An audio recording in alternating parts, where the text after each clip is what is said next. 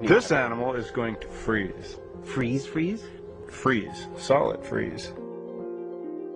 That touch of ice immediately sets off signals inside the frog, says Professor John Costanzo, that pulls water away from the center of its body, so the frog's internal organs are now wrapped in a puddle of water that then turns to solid ice.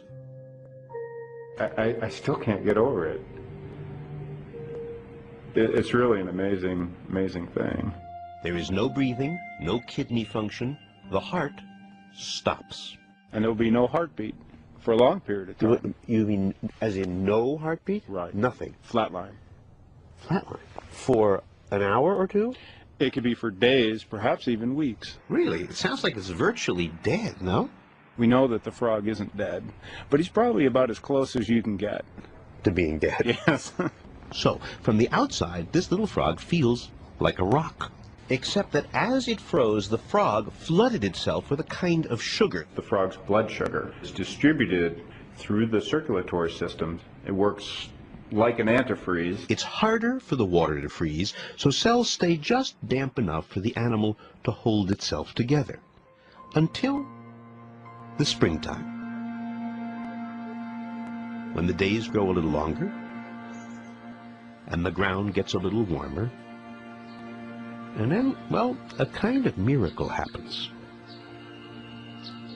After weeks or months of no heartbeat, none, suddenly there's a pulse.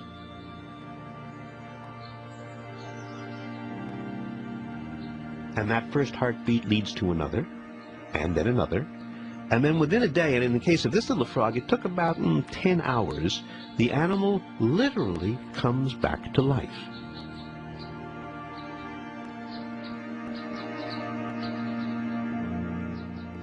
Spontaneous resumption of function. Why? We don't know. We don't know what triggers that event.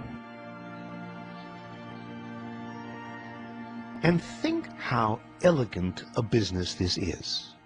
Because although the sun is warming up the outside of this little guy, somehow his insides, his heart, his brain, they thaw first. His insides warm up before his outsides. But somehow it all happens in perfect synchrony every spring.